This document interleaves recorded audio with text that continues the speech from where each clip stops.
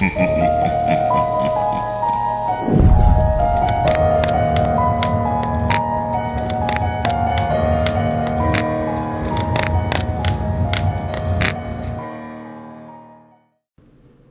shit, John said. I'm gonna go back to the car and get some gloves. I'll bring some for everybody, I said, as I walked away from the crime scene. I started walking across the field again. I was dragging my feet as I walked to try to get some of the hay off of my shoes. It was odd. I felt as if I was being watched as I walked through the field. I looked left and right along the tree line, but I didn't see anybody. I turned around and still, I didn't see a single person besides the officer who took the horses out of the barn. He was crouched, picking up grass, attempting to feed the horses. I turned back and walked toward the car. From the field, you walk along a fence that was along the side yard of the house. The house has 2 windows on that side. I could have been seeing things, but I swear I saw a curtain move and someone's hand go behind it. I decided to go back inside the house. I figured it was just the other officers who were called. I walked up the front steps and into the door, and as I entered, I got lightheaded and dizzy. Everything I saw flashed and went from blue to green and back to blue. It happens, though. I think I remember reading somewhere it's from adrenaline kicking in really fast. I made my way towards the room I saw on the side of the house with the moving curtain. I've only been in this house a handful of times, usually just Christmas or other major family events. I knew Anna from high school, so her family and I were close. I found the room I'd seen the hand in and walked in. It just had a bunch of boxes in it, like a storage room. I went to the window and moved the curtains. The curtains were dusty as if they hadn't been moved in a long time. The air started getting heavy. It was almost suffocating. I didn't see anybody in that room or the room next to it, which had the second window on the side of the house. I started to go to my car, and I ran into one of those officers who were in charge of the crime scene in the house. We're almost done here. We have one body and, well, one head, correct? One body? No, there's 2 bodies. And there wasn't just a head, it was a whole body and a body split in 2. The upper half is mounted. Oh. We have the mounted body, but not a second one. There's the body mounted on the wall and the lower half beneath it, and a head outside. No second body, he assured me. I walked as fast as I could into the office. He wasn't lying. The body of Anna's mom was missing. Nobody took the body of the old woman out of here? None of your officers? No, we just got here. Well, bodies don't just get up and walk away. Where's the head that you found? You didn't see it? The officer asked. It's outside now. Keep in mind, we did not touch it or move it. We found it where it was. I walked outside. There was a trail of brown, dried blood in the dirt path going to the gravel driveway. I followed it around the back of my car and along the driver's side. The head was sitting on my hood. Who the hell put it there? There wasn't just a decapitated head on my car when we got here. I walked around to the front. The head was facing that way.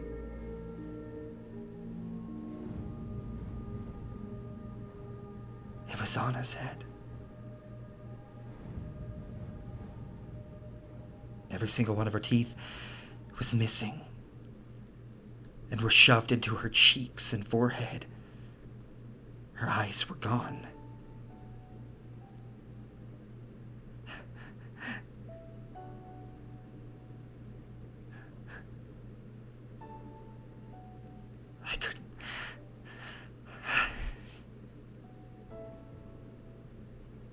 I couldn't think. Did you know her? The officer behind me asked. She was my partner. I've known her my whole life.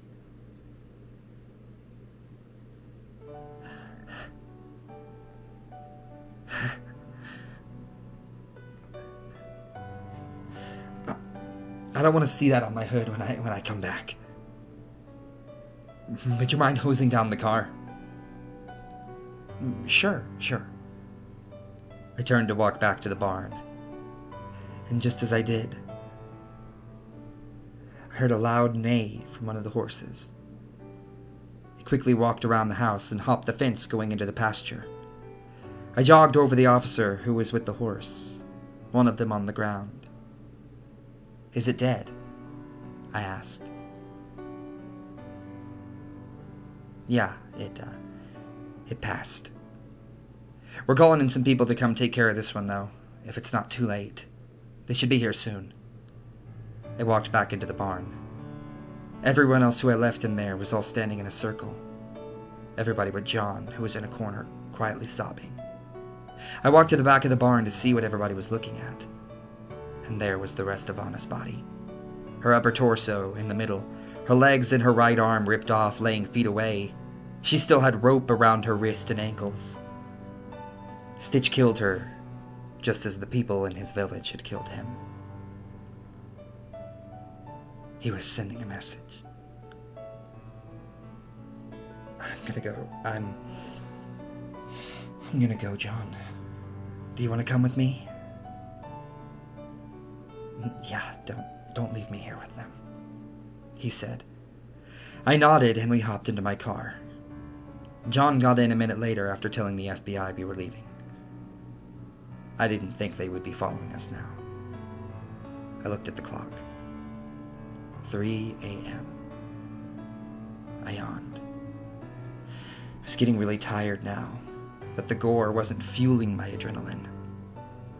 We started driving out of Bellingham, in silence once more, both of us exhausted.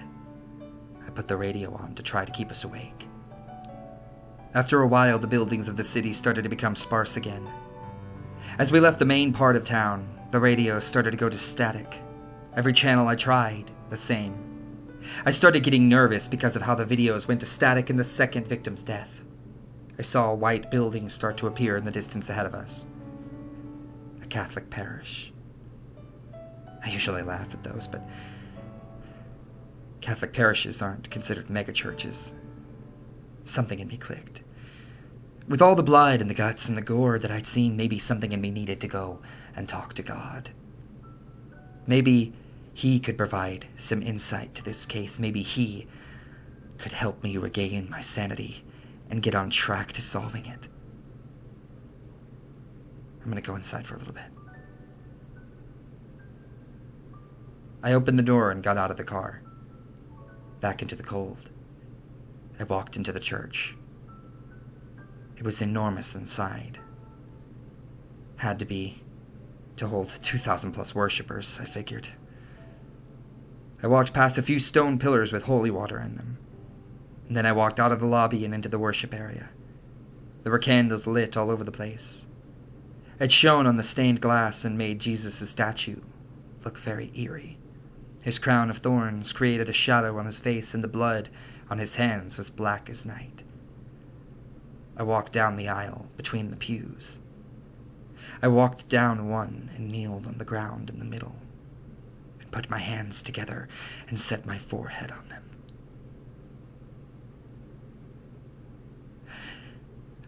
I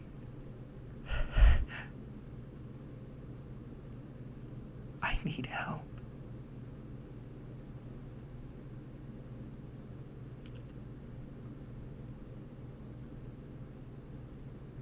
And then the candles went out. It was weird enough being alone in a church in the middle of the night, but now the light was gone. I got up off my knees and looked around, spinning in circles. As I turned back around to look at the candles behind the podium, I heard loud bangs, all of the doors being slammed shut. I turned back around to look at the doors that I had come through. I slowly started walking towards them. I could barely see 2 feet in front of me. I stumbled a couple of times on some benches, startling myself each time I made a thud. As I reached the door on the wall next to it, I saw my shadow. There was a flickering light coming from behind me. I turned back around and saw the first and last row of candles were lit. And that was when I started to hear a cracking sound. It wasn't a cracking sound like the fingers and necks and spines I'd been forced to listen to the past couple of months. It sounded like plastic or even porcelain cracking. I looked up at the statue of Jesus on the cross. He had a big crack going across the chest of him. It was crumbling in the middle of his chest. I got closer, and as I did, it felt like the room was getting colder. I reached out to touch the statue, and the crumbling center of the chest fell out and knocked over a bunch of the candles. I knew it was Stitch. The hole was right where his heart would be. The statue started to bleed out of the hole, his hands, his feet, his head, and his eyes. I was back on my knees, and I closed my eyes. I've never done it before, but I began to truly pray. I didn't know how, so I just pleaded for protection.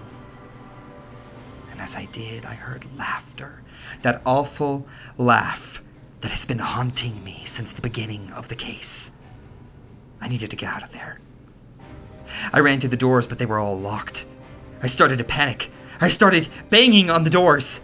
I turned back around when I heard a loud thump. It was to the right of me.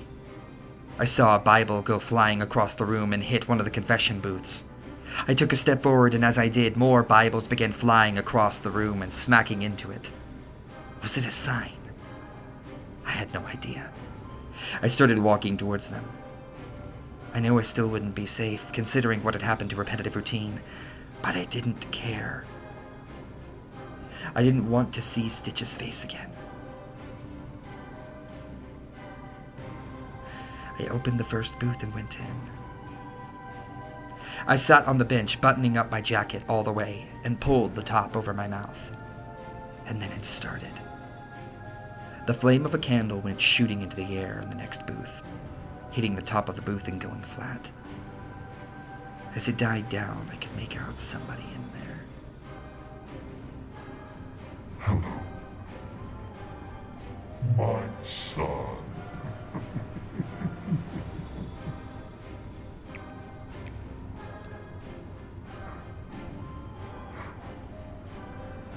That is, you can call me that, if you like. Why? Why are you doing this?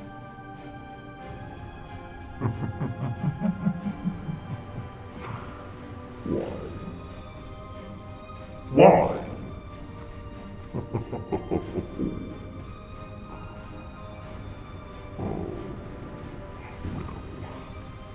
You went into a confession booth. I am here to forgive you of your sins.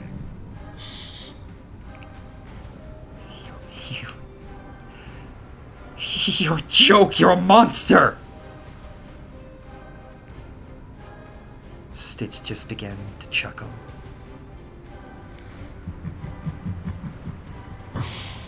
Oh, my friend.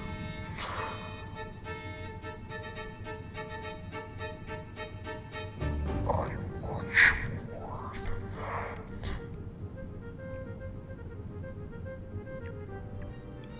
I sat there looking at him through the mesh between the two sections. The entire time he was looking at me. I'm going to kill you for what you did to her. I looked back up to the booth, and Stitch had his face pressed against it, smiling at me. I cannot wait to see you try.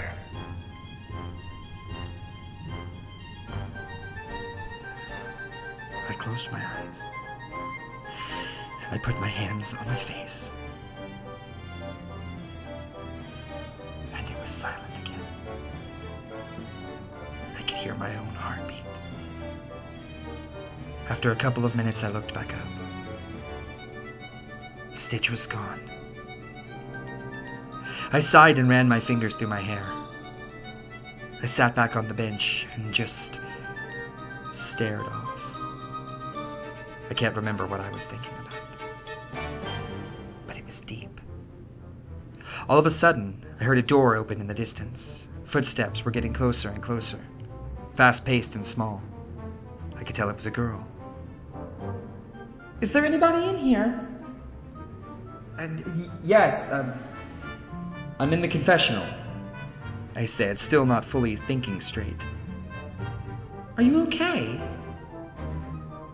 You sound distraught." "Yes, I'm okay." "Well, why don't you come out of there and get some fresh air?" she said. I came out of the booth. It was starting to get dark now. There were about 5 candles lit by the podium. I tried focusing, and then I finally saw the woman. She was a nun in the back of the church, on the opposite side of where I was. She was standing in the shadows. All I could see was the upper half of her body and her head. Something didn't seem right.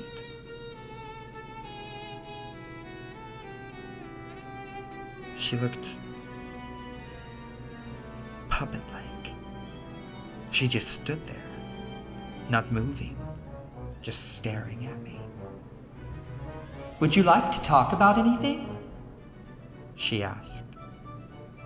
Her mouth moved straight up and down, and her face never changed. It was expressionless. Are you okay?" "What do you mean?" she asked as she blinked. Again, she blinked and her face didn't change. It stayed stiff and plain. Her skin was pale as the trimming on her habit. I felt sick. I decided I'd just go home before anything else happened. I'm gonna go now, I said while walking towards the door. Just then the nun moved. I could tell she wasn't walking, it was like she was bouncing, kind of. She stayed in the shadows, though, only showing her upper half. "I don't trust you."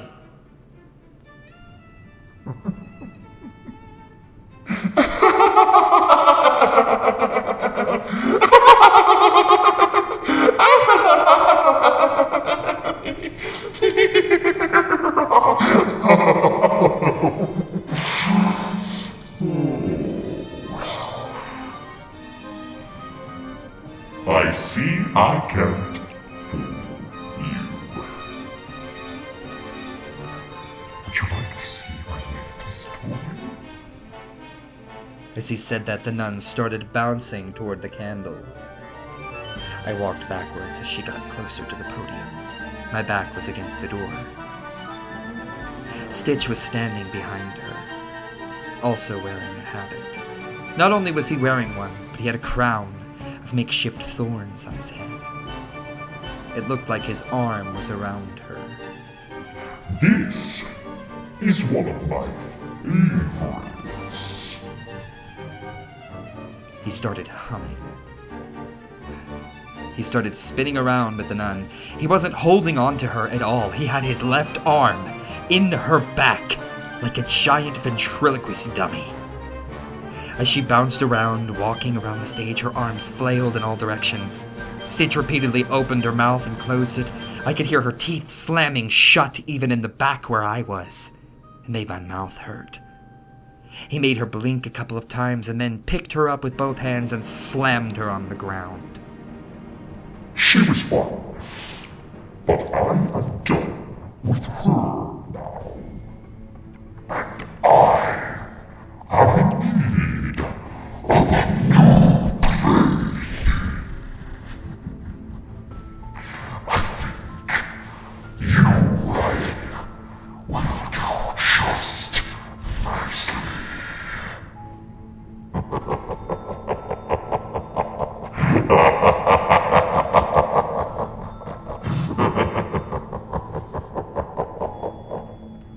He finished his sentence and I started looking for a way out. I looked towards the statue at the front of the room. Something about the statue was different than minutes before. I could see something in the chest. I squinted my eyes and got a little bit closer. Hands. Hands coming out of the hole, facing opposite directions. They started to get closer, and with each step I could hear someone singing some sort of religious song. It wasn't in English, and I had no idea what they were saying. I started going up the steps towards the statue, and I froze in terror. The hands pulled apart the chest of the statue, and out popped the head of Repetitive Routine. I recognized his hair and his face. He didn't say anything again. He just crawled out of the statue and fell to the ground with what was left of his legs. He landed right on his femur, and the cracking and snapping sound made me want to rip my ears off. He started pointing behind me, and though I didn't want to turn my back on him, I couldn't help it. And there was Stitch, standing right in front of me. He ripped off his habit and started to rub his chest. He rubbed from his chest around the burned cross, on his chest to his neck and onto his face, and started humming again. And as he hummed, the main door opened. I turned around as fast as I could to run out. I took 2 steps and then heard bubbling. I looked up and saw the holy water boiling. I didn't know what to do. I turned back around and saw Stitch running toward me full speed, yelling like a madman. And then I blacked out.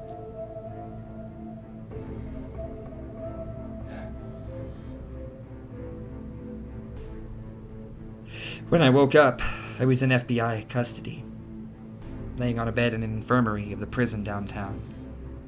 I jerked up and rubbed my face to wake myself up. "How long have I been out?" I asked the woman on the other side of the room. "Well, just a few hours. It's 11 o'clock in the morning. Some FBI people would like to talk to you when you feel up to it." "Where do they want to see me?" "Someone's been waiting for you outside. I'll go ahead and grab them." On a wooden bench on the wall, there was the man who interrogated me the first time. He gestured for me to follow when we stood up. We walked down the hall and walked into the same room we'd been in before. I sat down at the table again and waited for something to happen. The man left the room and came back with the folder. He sat down across from me. "Okay, first things first. We know you stole the journal in your file, but that's not the real issue here. You're being charged with vandalism," he said. "What?" I said loudly, nearly bursting from the chair that I was sitting in. "What do you think I vandalized?" "The church?" the man said plainly. I just shook my head at him. I didn't do anything. Just watch the tapes. It's a mega church. They probably have cameras everywhere." The man looked stunned. "Fine. We'll call you back when we prove you did do it. If that's really how you want to play this." I thanked him and stood up. I walked out of the building and the sun burned my eyes. It was sunny for once. Maybe that was a good sign. Maybe my visit to the church did some good. Maybe. Maybe I should just run while I still can. Change my name. I don't know. I've always loved detective stories. Maybe I'll go with something like that. Move away from here. Forget all of these people and never have to deal with this monster ever again.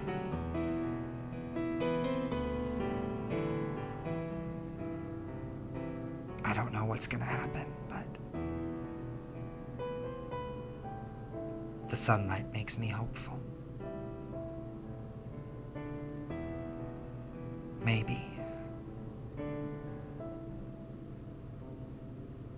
Maybe that's enough.